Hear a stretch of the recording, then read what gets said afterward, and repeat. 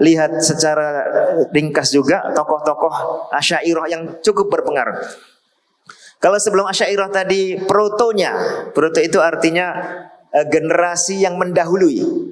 Ya, itu pemikirannya dari tokoh-tokoh semisal ini, Ibnu Kullab, Imam Al-Harits Al-Muhasibi, kemudian Abu Ali Al-Qalanisi. Ini satu angkatan atau lebih tua sedikit dari Imam Al-Asy'ari.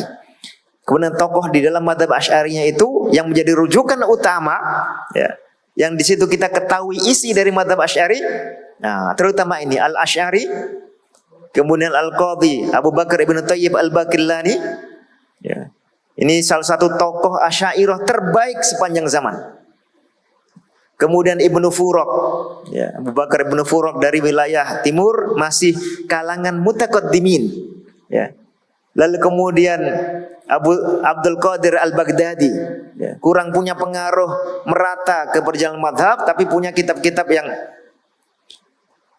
cukup lengkap mengenai akidah. Lalu Al-Juwaini di sini yang junior, ya, yaitu Imamul Haramain Abul Ma'ali Al-Juwaini, punya kitab Al-Irsyad, punya kitab Asy-Syamil. Dan inilah salah satu rujukan utama dalam mazhab Asy'ariyah sepanjang sejarah, khususnya kitab Al-Irsyad. Lalu belakangan beliau juga punya kitab Ar-Risalah An-Nizamiyah, yang ternyata punya beberapa perubahan pemikiran, khususnya dalam dua masalah. Masalah boleh tidaknya mentakwil ayat-ayat yang berbicara tentang sifat Allah.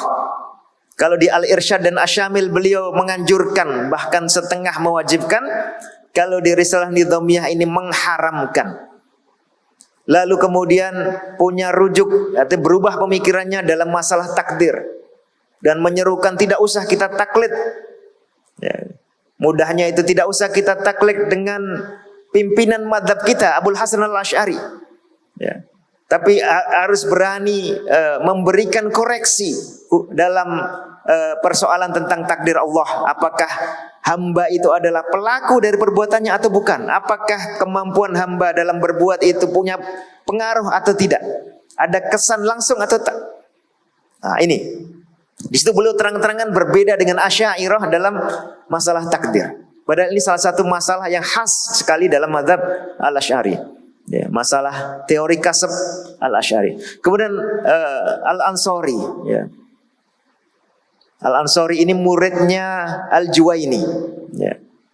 Dan juga yang mensyarah kitab Al-Irsyad, ya. Kemudian Al-Ghazali juga salah satu murid Al-Juwaini, tapi lebih punya independensi. Beliau punya beberapa kitab akidah yang khas Asy'ariyah. Ya, satu kitab matan ringkas yang dimasukkan dalam Ihya Ulumuddin. Kemudian punya juga Al-Iqtisad fil I'tiqad. Lalu belakangan beliau juga menulis Iljamul Awam an Ilmil Kalam, ingin menjauhkan ilmu kalam yang sudah diperjuangkan tadi dari kalangan awam. Artinya cukup dia diibaratkan obat yang kalau diberikan kepada orang sehat justru akan membuatnya sakit. Obat ini hanya diberikan kepada orang yang sakit, itu pun diberikan dalam kadar yang singkat. Dan Al-Ghazali ini salah satu tokoh pertama dalam mazhab Asy'ari yang secara rinci mengkonsepkan metode tafwid dalam sifat-sifat Allah Subhanahu wa taala. Ya, yang sudah disinggung oleh gurunya Al-Juwaini dalam Risalah Nizamiyah, tapi kemudian rincinya secara tegas dilakukan oleh Al-Ghazali dalam Iljamul Awam. Lalu Asy-Syahrastani Abul Fath, ini murid dari Al-Ansari, Abul Qasim Al-Ansari, yang merupakan muridnya Al-Juwaini. Punya beberapa karya yang lebih independen. Ya. Beliau punya karya Nihayatul Iqdam fi Ilmil Kalam. Lalu punya buku juga yang membantah kalangan falasifah. Lalu kemudian punya buku Al-Milal wan Nihal yang menjelaskan aneka banyak sekte, terlepas dari tingkat keakuratannya ketika menyampaikan pandangan para sekte. Tapi ini salah satu tokoh yang punya pengaruh besar. Dan salah satu pemikiran Asy-Syahrastani yang bagus dalam mazhab Asy'ariyah adalah pemikiran beliau bahwa seorang manusia mengenal Allah Subhanahu wa taala itu tidak harus melalui dalil. Tapi sudah cukup dengan fitrah dia bisa mengenal Allah Subhanahu wa taala, sehingga tidak tertuntut harus melakukan nazar atau analisis analisa untuk sampai pada kesimpulan, baru kemudian beriman. Nah, ini sesuatu yang unik dalam mazhab Asy'ariyah karena umumnya kalangan Asy'ariyah mengatakan bahwa pengetahuan terhadap Allah itu tidak badihi, tidak otomatis, tidak fitri, tapi harus dihasilkan dengan usaha berupa nadhar atau analisis. Kalau tidak ada analisis, berarti dia hanya taklid akidahnya. Lalu nanti kita sebut di bagian akhir ya, As-Sanusi ini termasuk tokoh yang menganggap bahwa beriman karena taklid itu tidak sah. Kalau orang beriman, imannya tidak sah, berarti apa status dia? Kafir. Ya.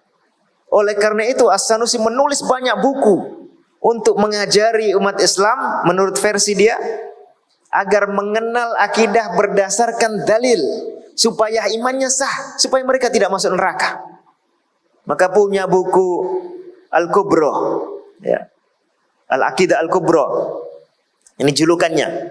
Tidak cukup diringkas menjadi Al-Wusta, kemudian menjadi As-Sughra, kemudian menjadi Sughra. Kemudian juga ada Aqidatun Nisa wal Wildan, akidah untuk kalangan ibu-ibu dan anak-anak kecil yang mudah dipahami oleh kalangan awam. Untuk apa? Karena semangat jangan sampai mereka tahu akidah hanya taklid, bukan berdasarkan dalil. Karena anggapan bahwa kalau hanya berdasarkan taklid atau tidak berdasarkan dalil, akidahnya tidak sah, imannya tidak sah, dan konsekuensinya sangat berat. Padahal akidah ini sudah dikenal sejak zaman Rasulullah Sallallahu Alaihi Wasallam. Secara fitrah manusia sudah mengenal Allah dan seterusnya.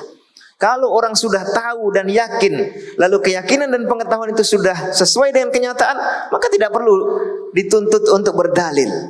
Apalagi dituntut untuk menganalisis. Apalagi dituntut untuk ragu terlebih dahulu supaya mencari dalil.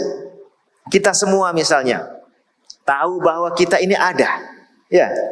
Kita tahu bahwa kita ini ada tanpa dalil, karena ini sudah kita rasakan langsung.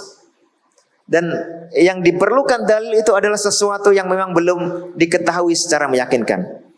Kita ada juga Ibnul Arabi, murid dari Al-Ghazali. Beliau salah satu ulama di kalangan timur, di kalangan barat ya, dari wilayah Maroko dan sekitarnya. Ada Abu Abdullah Ar-Razi, salah satu tokoh konseptor besar dalam mazhab Asy'ariyah yang bersikap kritis, tidak hanya menerima begitu saja ajaran dari mutaqaddimin, ajaran dari Al-Juwaini, tapi mengkritisi argumentasi mereka satu demi satu.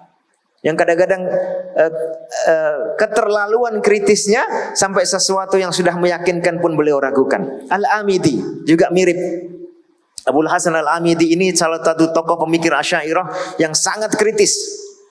Kalau kita baca beberapa buku beliau, apa yang ditulis atau disampaikan oleh Al-Asy'ari, disampaikan oleh Al-Juwaini, semuanya rata-rata beliau kritisi.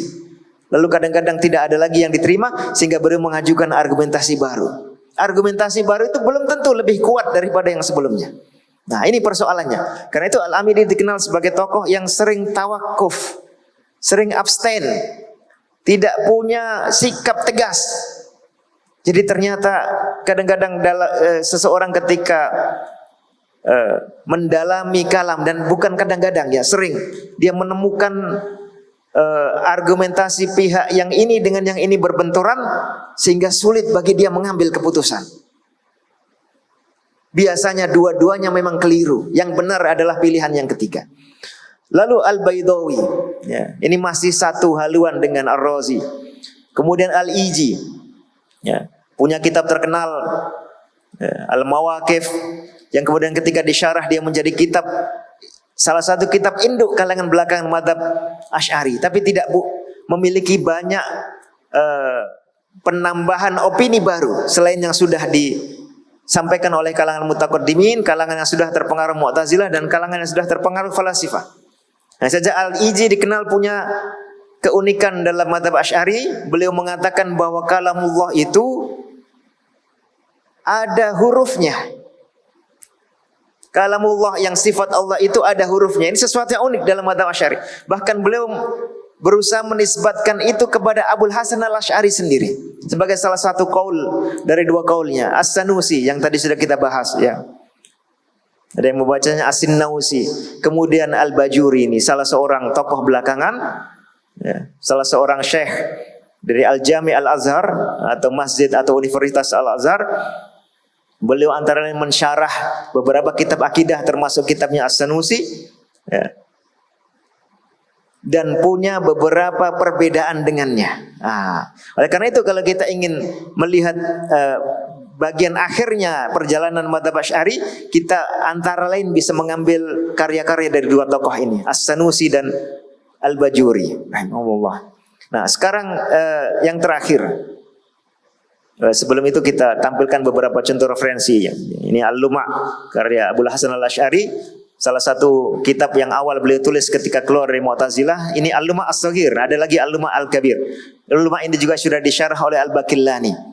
Ya, di situ masih jelas kentara konsep kasabnya, kemudian jelas kentara konsep fi'il dengan fa'il dan seterusnya. Al-Ibanah an Usulid Diyanah juga kitabnya Al-Asy'ari. Al-Insaf karya Al-Baqillani, Al-Irsyad karya Al-Juwaini, ya, Al-Iqtisad fil I'tiqad ini karya Al-Ghazali, Nihayatul Iqdam Asy-Syahrastani murid dari muridnya Al-Juwaini, Kitabul Arba'in fi Usuluddin ini karya Ar-Razi, Abkarul Afkar ini salah satu karya besar punya Abul Hasan Al-Amidi, Aqidatu Ahli Tauhid ini As-Sanusiyah Al-Kubra ya.